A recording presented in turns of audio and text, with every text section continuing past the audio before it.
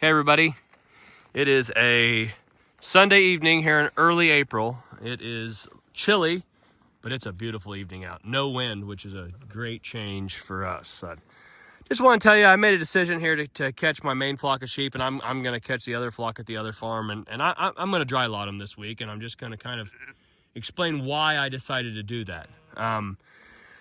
I made a video there a week ago how I gathered all the sheep and went through them and culled the ones that I didn't like and made a decision to sell some bred ewe lambs. And that's not normally what I do, because normally I lamb everything out.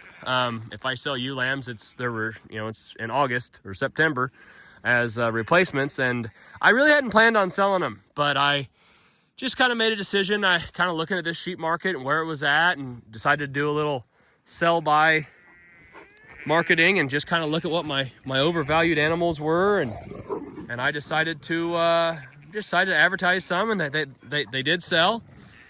And I didn't want to sell 10 or 20 or screw with that, so I had a guy that wanted a couple hundred of them, so we loaded them up, and they went to a great family. They're just south of Jefferson City. Super nice people.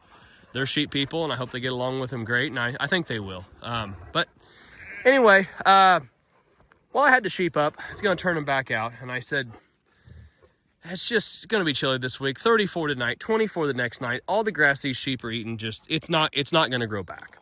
It will, but it's not going to grow back this week. So if it is, it'll be the end of the week. So I said, let's no shame in it. Let's pump the brakes. I'm going to put them in a lot. This is an old dry lot. I used to feed cattle. And there's my feed bunks are up there on this ridge. And then we had a big shade here. It's probably 10 acres. It's perfect for sheep. It's got woven wire all the way around it.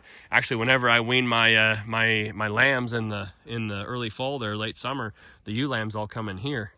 And rather than turn them back out, I said, you know what? Let's just put them in a dry lot, feed them hay this week, give that grass a chance to just, not necessarily grow, because it's not going to, but if they eat it, it's not coming back. So when I turn them back out, as soon as they take a bite, I want it to grow back. So that's what we're doing.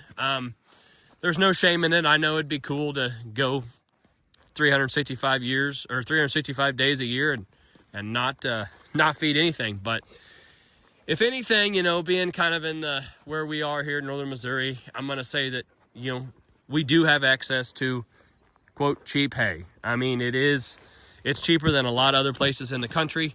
If you can buy a big, nice net wrap bale of hay for $50 on somebody else's, bought all the machinery and put it all up and fertilized the ground and this and that.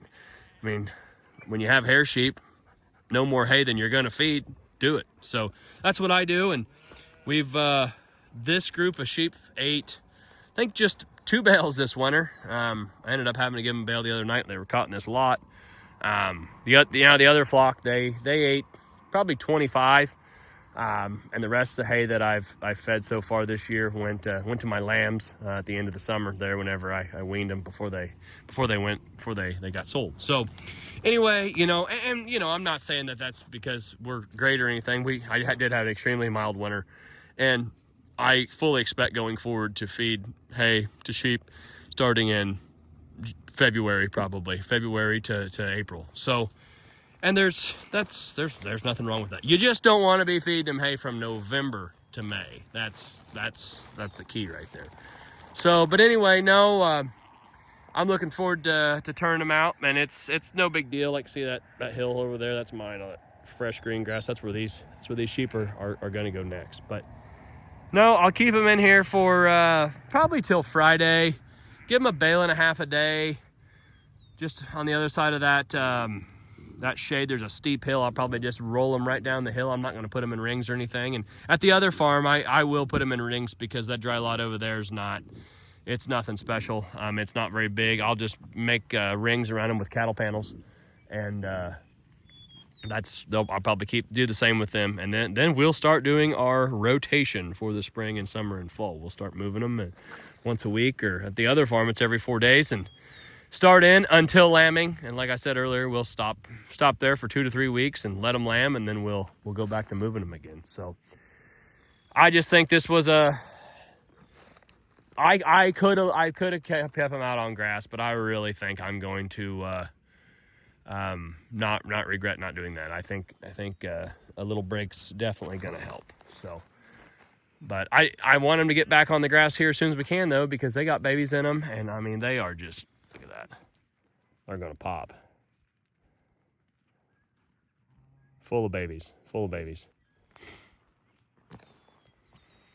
So anyway, just want to make a little video here of what we're doing this week. We are going to dry lot these things and feed them some hay and preserve some grass, and then get back to grazing here this weekend or next week. Got the dogs with them. Aren't you, Major? Major's doing such a good job. He's got these puppies and he's doing a good job with them. He wants them to know that he's the boss, but they stay right with him. They're good dogs. So, well, thanks for watching. Have a great week, and let's see what else we could bring you. I am going to do a sit-down video on just why hair sheep and just the economics of it. I need to do that. I've focused too much on dog feeders and fertilizing and grazing and why I did this and why I do that.